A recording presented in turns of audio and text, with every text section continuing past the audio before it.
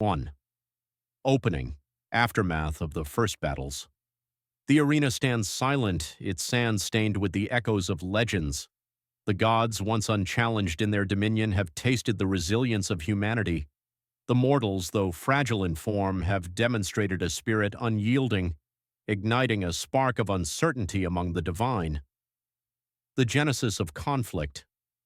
In the celestial halls of Valhalla, the gods convened, deeming humanity irredeemable after 7 million years of existence. Their verdict, extinction. Yet Brunhilde, the eldest of the Valkyries, invoked the ancient clause of Ragnarok, a final trial granting humanity a chance to prove its worth through combat. 13 gods versus 13 humans, each battle a testament to the indomitable will of mankind. Season 1, the prelude to reckoning. The initial clashes set the tone for the monumental struggle. Thor versus Lu Bu, the Norse god of thunder, faced China's mightiest warrior. Despite Lu Bu's unparalleled martial prowess, Thor's divine strength prevailed, marking the first victory for the gods. Zeus versus Adam. The king of the Greek pantheon confronted the progenitor of humanity. Adam's ability to mimic any divine technique showcased human adaptability, but Zeus's relentless power secured another win for the gods. Poseidon versus Kojiro. Sasaki, the god of the seas, battled Japan's legendary swordsman. Kojiro's strategic mastery and relentless spirit led to humanity's first triumph, shocking the divine assembly. The tension mounts. With the score at gods 2, humans 1, the atmosphere grew tense. The gods, once confident, began to perceive the threat posed by human tenacity. Humanity, emboldened by Kojiro's victory, prepared for the battles ahead, aware that each match could tip the scales of fate. Season 2, the Crucible of Destiny. As the second season commences, the stakes escalate. The gods, now wary, select their champions with greater scrutiny. Humanity, driven by the desire to survive, delves deeper into its reservoir of historical figures, seeking those whose legends embody the essence of resistance. The arena, a coliseum of cosmic proportions, becomes the stage where ideologies clash, and the very definition of divinity is questioned. Each battle transcends mere combat, evolving into a philosophical discourse on the nature of existence, justice, and the human condition. The psychological warfare. Beyond physical prowess, the upcoming duels delve into psychological complexities. Fighters grapple not only with their opponents, but also with their inner demons. The line between hero and villain blurs, revealing the multifaceted nature of both gods and humans. The spectacle continues. The audience, comprising deities and mortals alike, watches with bated breath. Each clash is more than entertainment. It's a reflection of their own beliefs, fears, and hopes. The outcomes resonate beyond the arena, influencing the morale and unity of both factions. Conclusion. The saga unfolds. The aftermath of the initial battles has reshaped the dynamics of the Ragnarok tournament. Confidence has given way to caution, and underestimation has transformed into respect. As the saga continues, the world watches, aware that the fate of humanity hangs in the balance, determined by the valor and conviction of its champions. Anime love, feel the thrill. Characters that time can't kill. The fourth match, Jack the Ripper versus Hercules. Justice and evil. The arena buzzed with anticipation as the fourth round of Ragnarok commenced. The gods, leading with a score of 2-1, sought to reaffirm their dominance. Humanity, having tasted victory in the previous match, aimed to maintain their momentum. The stage was set for a confrontation that would challenge perceptions of morality, justice, and the essence of humanity. The combatants, contrasting ideals. Hercules, once a mortal named Alcides, he ascended to godhood through his unwavering commitment to justice and selflessness. Embodying virtue and strength, Hercules stood as a paragon of righteousness, revered by gods and humans alike. Jack the Ripper. Infamous for his gruesome crimes in 19th century London, Jack was shrouded in mystery and terror. His selection as humanity's representative shocked many, raising questions about the criteria for choosing champions in this existential battle. The battlefield, a reflection of Jack's world. The arena transformed into a replica of Victorian London, complete with fog-laden streets and towering structures. This setting not only provided Jack with a psychological advantage, but also symbolized the murky moral landscape the battle would explore. The clash begins, strength versus cunning. From the outset, the disparity in combat styles was evident.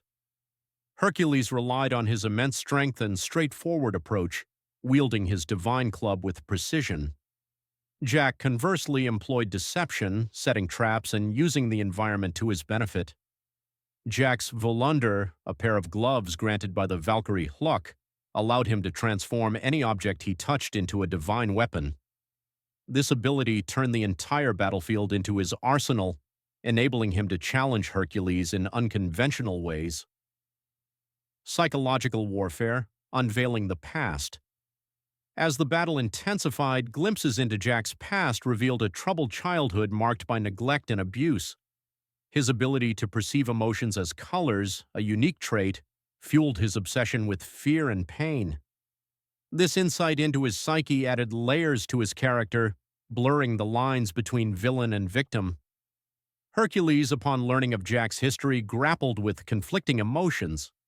His commitment to justice was tested as he faced an opponent shaped by suffering and devoid of traditional evil motives. The turning point, strategy over strength. Jack's meticulous planning culminated in a decisive moment atop the recreated Big Ben. Utilizing his environment and Volunder, he inflicted a critical blow on Hercules, severing his arm. Despite the injury, Hercules continued to fight, embodying resilience and determination. In a final act of defiance, Jack delivered a fatal strike, leading to Hercules' demise. The god's last words, however, were not of anger, but of hope, expressing a desire for Jack to find redemption and for humanity to thrive. Themes explored: morality, justice, and redemption. This battle delved deep into philosophical themes, nature of evil. Jack's actions, though heinous, stemmed from a place of profound pain. The narrative questioned whether evil is inherent or a product of circumstance. Justice versus vengeance. Hercules' unwavering sense of justice contrasted with Jack's view of the world, shaped by betrayal and suffering. Their confrontation highlighted the complexities of administering justice in a flawed world. Redemption. Hercules' compassion in his final moments suggested that even those deemed irredeemable possess the potential for change. Aftermath, a Pyrrhic victory. Jack's victory, while securing a point for humanity, left a somber tone. The loss of Hercules, a symbol of virtue, and the moral ambiguity surrounding Jack's triumph underscored the high stakes and emotional toll of Ragnarok. This comprehensive analysis captures the essence of the fourth match in Record of Ragnarok, emphasizing the intricate character dynamics and the profound themes presented. If you'd like to explore the subsequent battles or delve deeper into specific aspects of the series, feel free to let me know.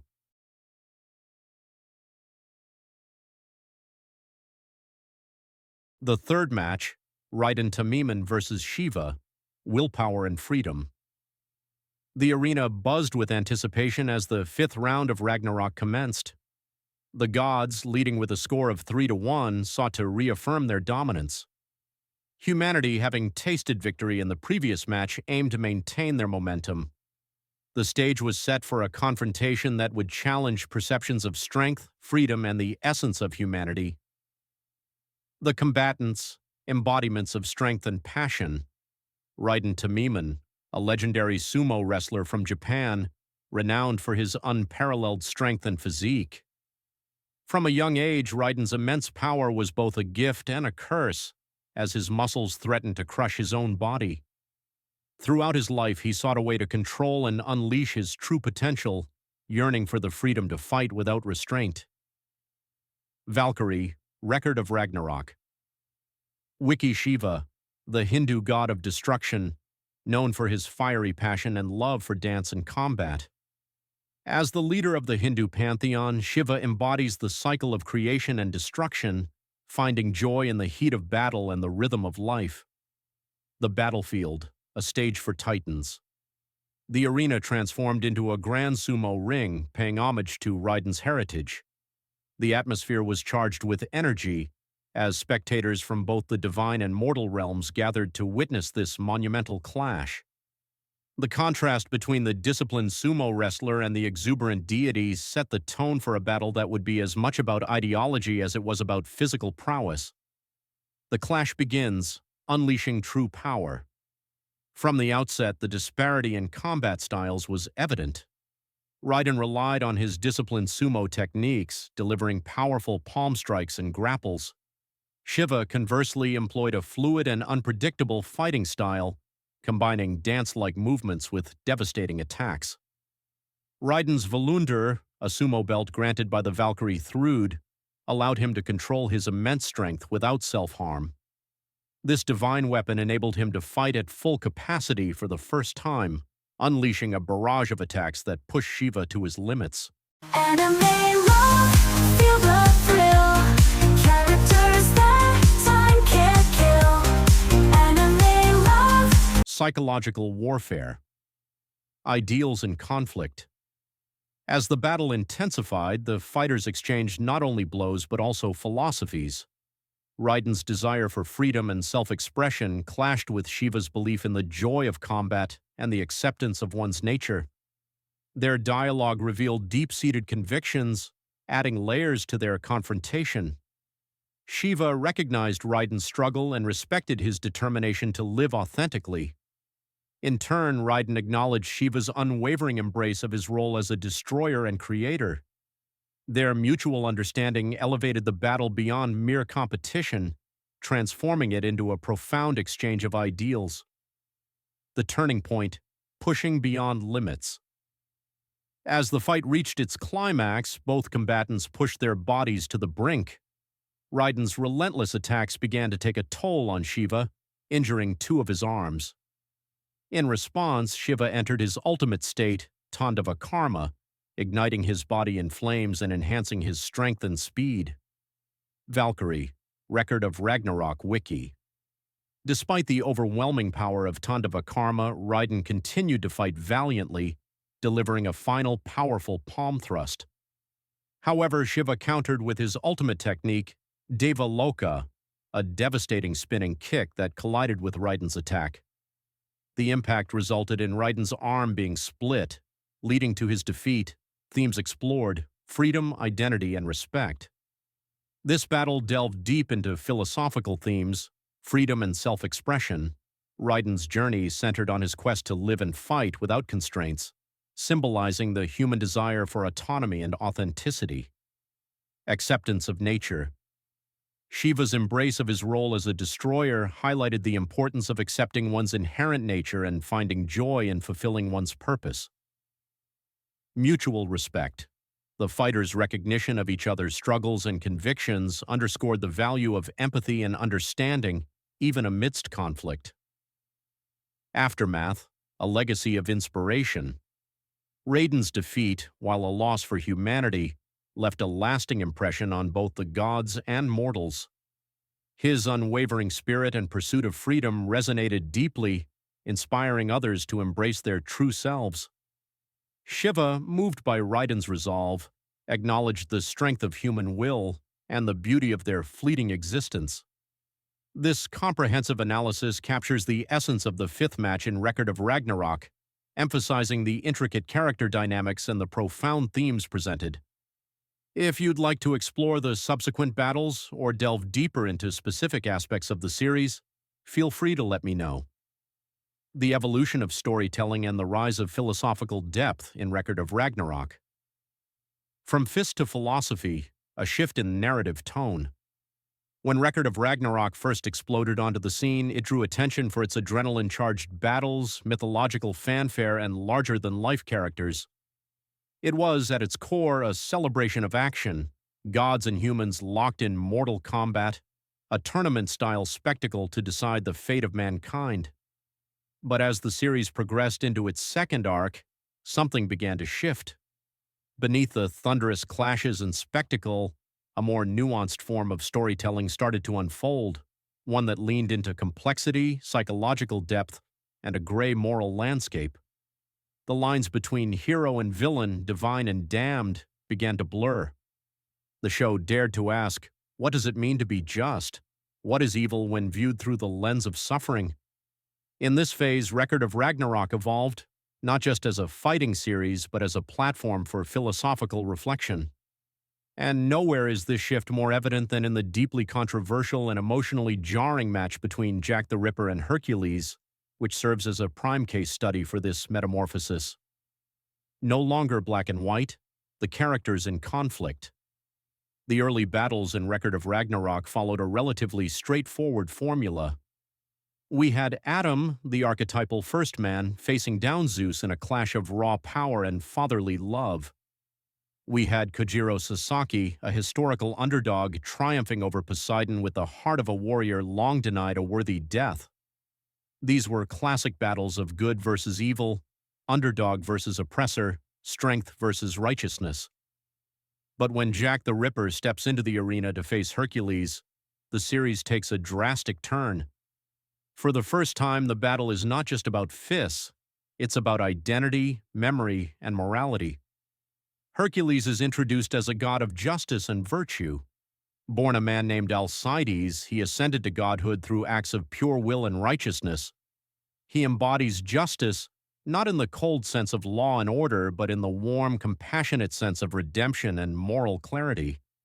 He seeks not to punish, but to save.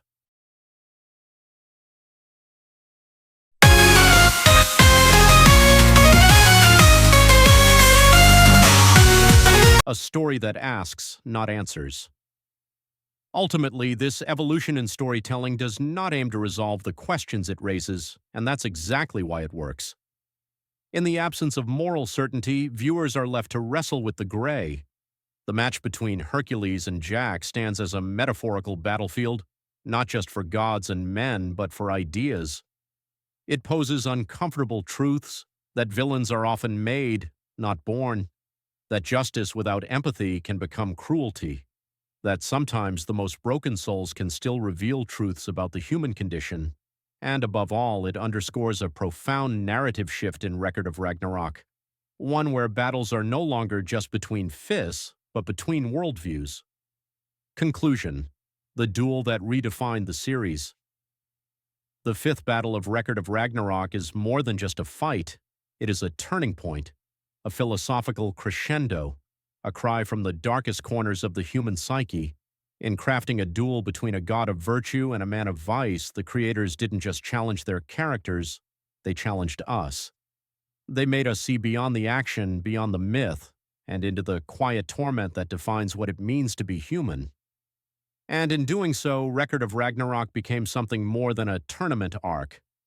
It became a reflection on morality, trauma, forgiveness, and the haunting beauty of understanding a monster, even if just for a moment.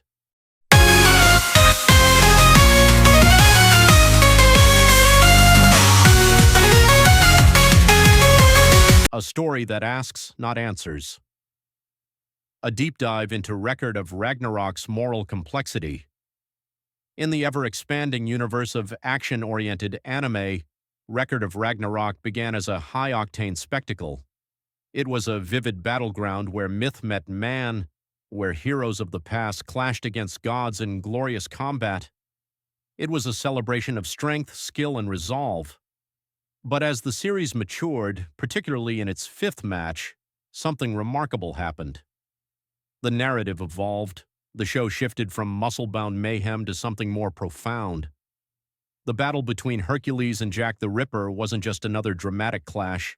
It became a narrative reckoning, a philosophical dissection, a confrontation not just between divine and damned, but between two radically opposing worldviews.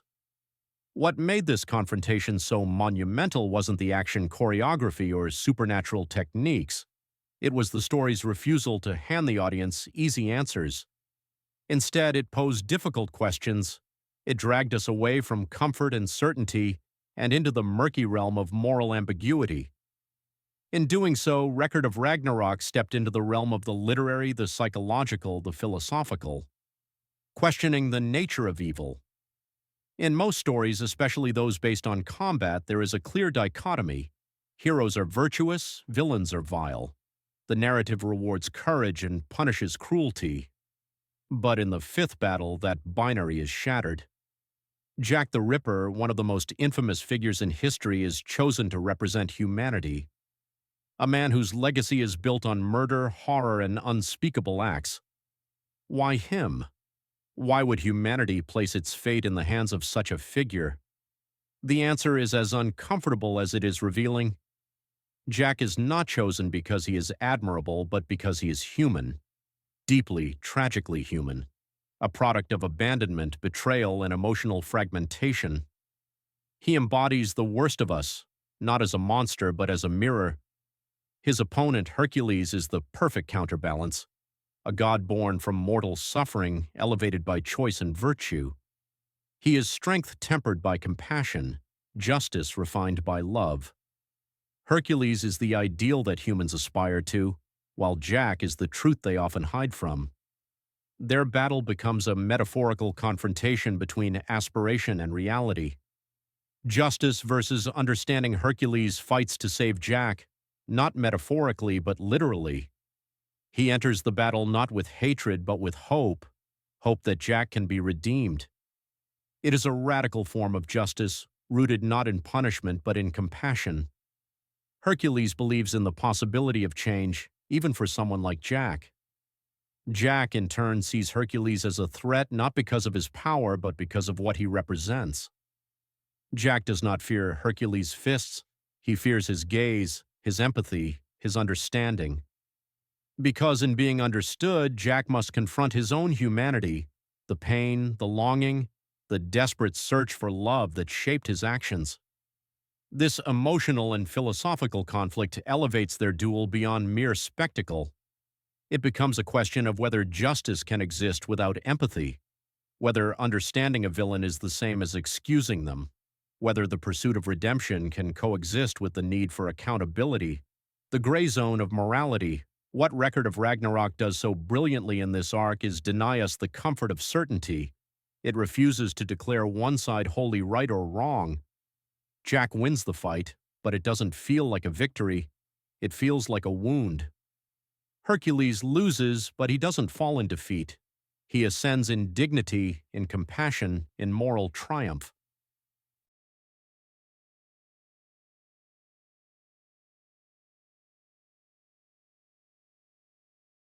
The viewer is left in a state of internal conflict. Should I have rooted for Jack? Do I hate him or do I pity him? Was Hercules right to believe in someone so broken? And if he was wrong, what does that say about mercy? These questions linger long after the final blow is struck. They echo beyond the screen. Because they are not questions about fictional characters, they are questions about us. A mirror to ourselves. In many ways, Jack the Ripper is not just a character, he is a symbol, a representation of humanity's capacity for darkness, but also for pain, for longing, for the devastating consequences of emotional deprivation.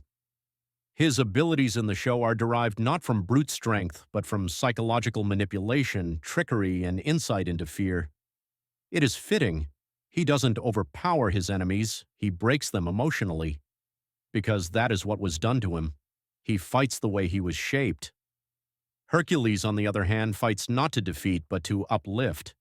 He sees even the most wretched soul as worthy of dignity.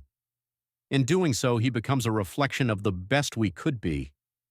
Their battle, then, is not just for entertainment. It is a philosophical parable, a parable that asks, what do we do with the broken? Do we crush them, or do we try to understand them? A turning point in the series. The fifth match is the inflection point of Record of Ragnarok. Up until this point, the series was thrilling but straightforward, gods versus humans, divine arrogance versus human willpower. But here the stakes shift. The battleground is not just Valhalla, it is the human soul. The show dares to evolve. It dares to deepen. It moves from a tournament arc to a meditation on morality, on trauma, on the fluidity of evil, on the complexity of justice. It redefines what it means to fight. Because in this match, the battle is not only external, it is internal, both for the characters and for the viewers. The absence of answers. Perhaps the most daring thing Record of Ragnarok does in this arc is not answering the questions it raises. It doesn't tell us who was right. It doesn't neatly wrap up the moral dilemma. It simply lays it bare. And that is why it works. Because real life is rarely tidy. Real people are rarely purely good or evil.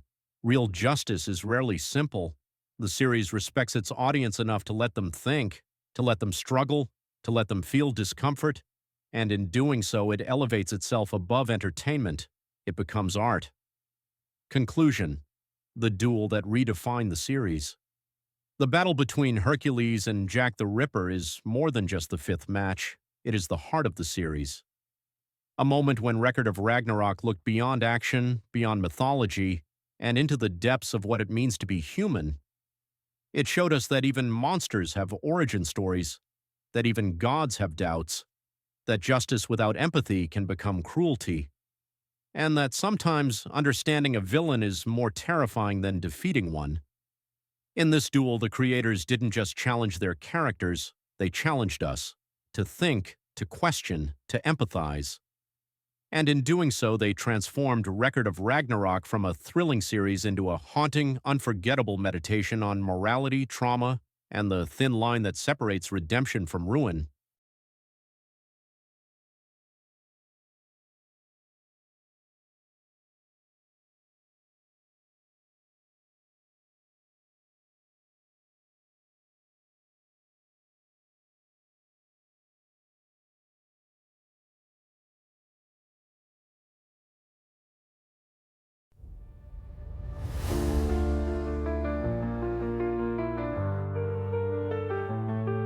In the shadow of the heavens, my silence sings of war. The echoes of the fallen still haunt the sacred floor. 3 names, 3 storms, 3 legends told.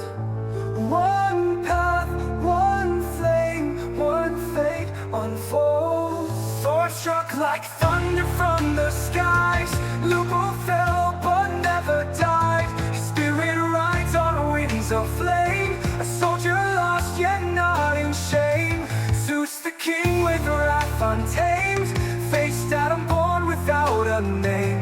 He fought not just to win or live, but for a truth he must forgive. We are the fire, we are the fall, standing where angels fear to crawl. Blood on the blade, tears on the stone, fighting the gods to claim our own.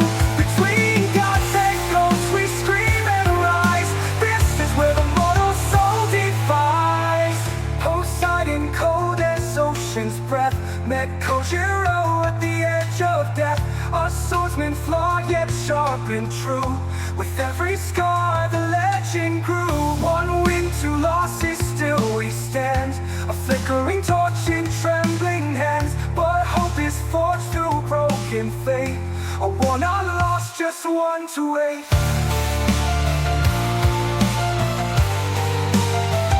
Ooh, the gods look down but we look back. Not with fear but with attack. Every name they carved in stone will find a voice in flesh and bone. Season turns, the war resumes. Hearts prepared for crimson dooms. But in our chests no fear remains. Only the will to break our chains. No longer pawns in fate's cruel hand. We write our stories, we make our stand. Jack in the dark, Hercules bright. Each soul a star in endless night. We are the fire, we are the fall, standing where angels fear to crawl. Blood on the blade, tears on the stone, fighting the gods to claim our own. Between gods and ghosts we write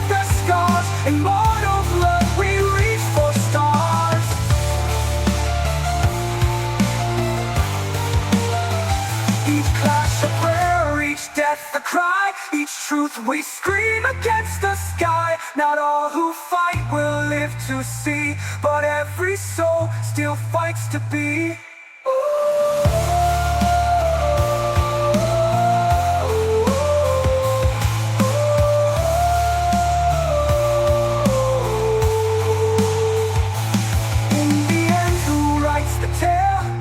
Gods who rule or those who fail.